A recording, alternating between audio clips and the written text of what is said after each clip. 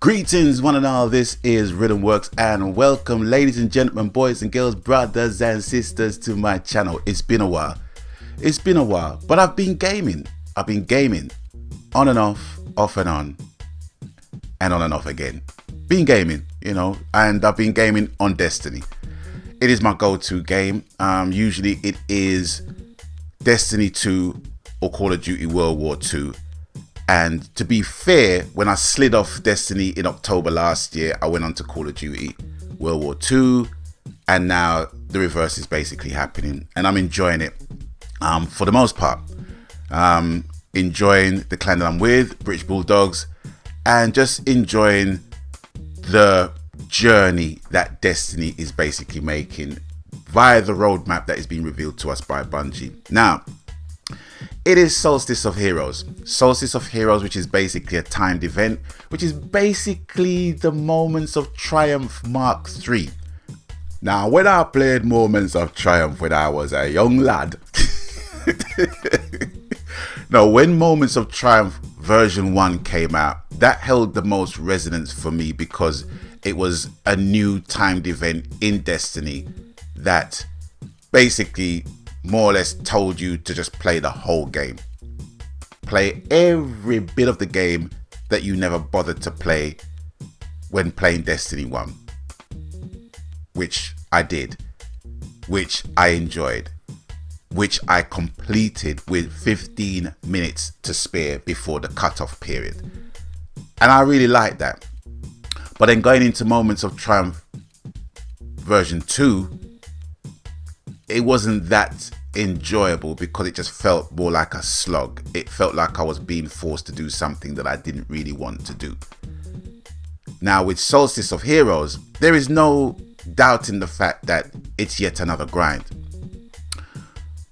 But the thing with me with Solstice of Heroes, and it's not just with Solstice of Heroes as an entity, but it's as an addition to everything else in the war mind and what have you, is that with Masterworks being utilized for me as an extended perk grind, basically to me gives me the feeling that my others have been yanked to such a degree where it's like I don't really have much left.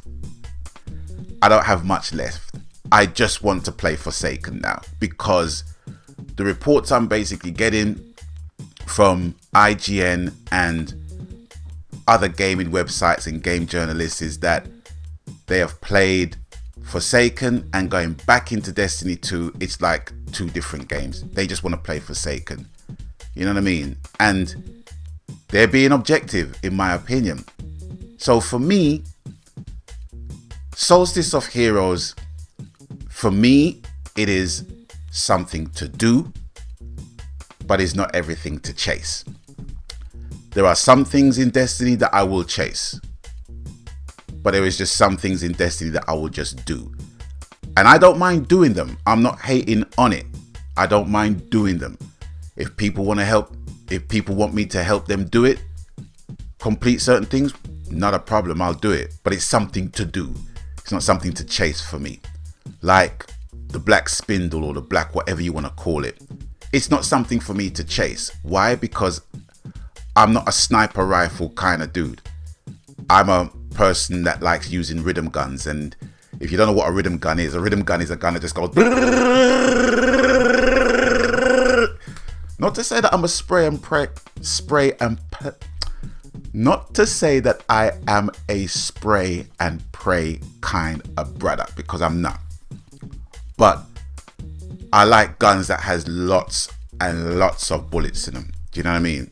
Now, in certain elements or certain instances like raids and stuff like that, if I'm in a fire team or if I'm in my clan and there's people that basically are expert snipers, why am I going to try and be an expert sniper when I can't snipe for shit? So it doesn't really bother me. So things like the black spindle, something to do, but it's not something for me to chase. Shotguns, I don't really use them much, but I would chase that. Like the Is it the paradox? Not the paradox, the progeny. But anyway, you will see the image in the video for the shotgun that I basically forged. That was something for me to chase, because I can handle that, being up close and personal. I can handle that. So that would be something for me to chase. But going back to Solstice of Heroes, it's not something that I dislike. I don't dislike it. I understand exactly where Bungie's coming from, and I understand exactly what is needed of me to do what is needed of me to do. You know what I'm saying? And I totally like it. I don't hate it whatsoever. But I've made a clear separation as to what it is for me to do and what it is for me to chase. And it can prove unfortunate for people who like PvE content, like doing the PvE stuff, but hates doing PvP. But a requirement is for you to do PvP stuff. And already people are basically struggling. Now for me, I don't really have a problem with that, because I haven't done the raid. No, tell a lie. I've done one raid, but I haven't done the other raid, and I can't tell you which is which. So, but you know what I'm saying? It's like, because I haven't done a raid doesn't mean I can't try to do the raid in order for me to get the triumph points. Same thing is implemented with PvE and PvP players. But I do get the fact of why people just don't like PvP. You know what I mean? I totally get it. So in summary, ladies and gentlemen, boys and girls, brothers and sisters, Solstice of Heroes, for me, it is something to do, and it's not everything for me to chase. Yes, the gear might look good. Yes, the gear is 400 gear, but I mean, what are the chances of you getting 400 gear within the first couple of missions in Forsaken, right? A lot of chances. And what are the chances of you basically still wearing the Solstice of Hero gear? But then again, there are people that collect the gear. I'm not hating on people that like to collect gear, but I'm just being practical in what I put in my vault space, or what I put in my armor slots and stuff like that. Because with all the tokens that I've got in all the other planets, yes, I can collect the other gear, but I look at the gear and the gear looks shit. They don't look good to me. You know what I'm saying? So for me, all I want to be equipped with in terms of armor is my faction gear, my New Monarchy gear, my Dead Orbit gear, what's the other one? And my Future War Cult gear. That's all I want. That's all I need. That's all I need. That's all I need. You know what I'm saying? That's all I need. But I do get why people collect what they collect. But for me, it's like, I ain't got time for all that.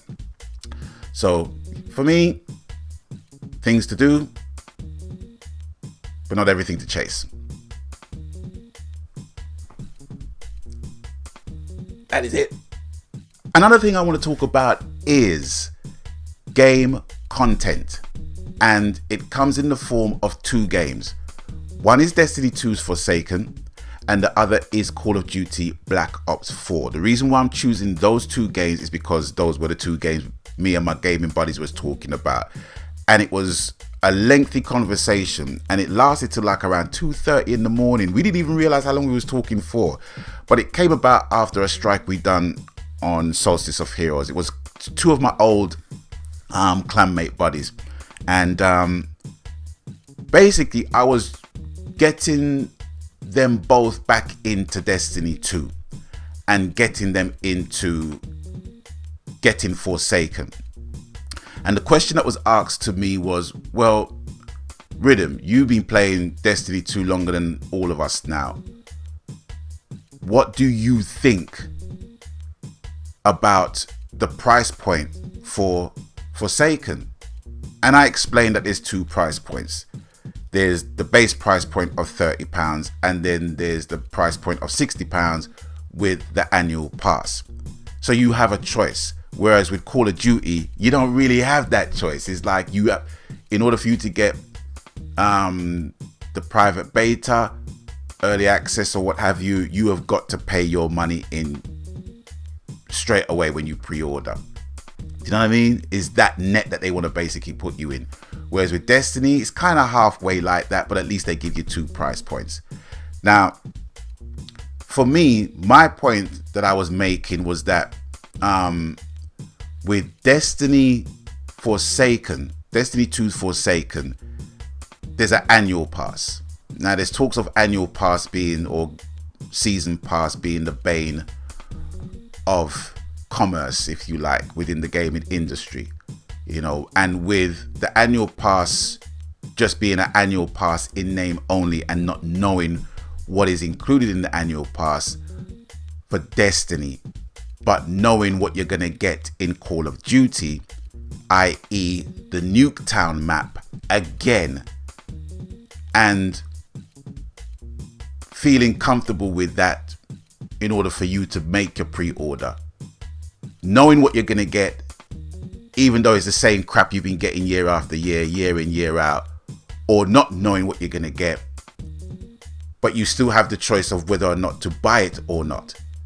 It's not fixed to the product that is going to come out, if you know what I mean. It's like I said, there's 2 price points, so you can opt in the whole thing or you can opt in part of the thing.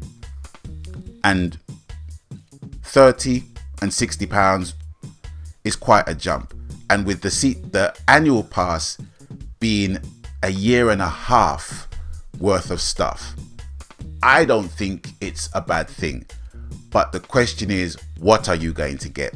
And the question in particular that was asked, are we going to get the same strikes backwards as per Destiny 1? Which is a totally legitimate question to ask. But my thing is that whatever it is, it's going to have to be a game changer for Destiny, for Bungie, for Activision, or else this franchise is going to be left in the cold. For the fact that they're basically putting out three game modes, 3 PvP modes, the Gambit mode, which to me is one of the freshest novel modes in gaming period so far right now, and 2 other PvP modes, is encouraging. For people that don't play PvP, that's not really going to matter to them, but I like to play a bit of everything in Destiny. That's why I like playing Destiny, because it's a robust game for me. I can pick up and play any mode that I want to play within the game. So for me, I think it might be seen as a gamble, but for me, I just think it's an investment for me personally. Yes, and I know that, you know, Destiny has tripped over itself many times, but I tell you this, if it was a case where I've only got £60 to spend and I've only got 2 games in the world to buy, it ain't gonna be Call of Duty Black Ops 4. I'm telling you that for free. So what else is there? Destiny 2 Forsaken being the next AAA title, as it were, to be released in the autumn. So that's my viewpoint. Now, what I want to know from you guys is, being fans of Call of Duty, being fans of Destiny, would it really matter to you if you knew what was in Destiny Forsaken, including the annual pass before release? Would that influence you whether you buy it or not, as a fan, not as a casual, as a fan? I know I might be asking a stupid question here, and the same question I'm going to ask for Call of Duty fans. So the point I'm basically making is that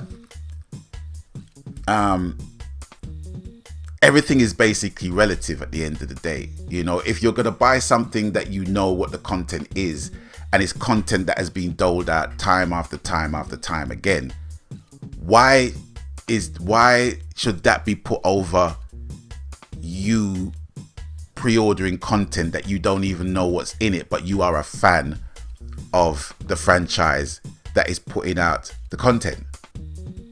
Leave your comments in the comment section below. Don't leave your comments, I don't give a shit. It's just my musings, it's just my thoughts as to what I've been talking about and what's been taking my interest over the last couple of days. But it's with that, I want to bid you guys adieu. Thanks for watching, thanks for stopping by, and as always, you done know the coup. Whatever the game, media, platform, format, genre, happy gaming, because that's what it's truly about.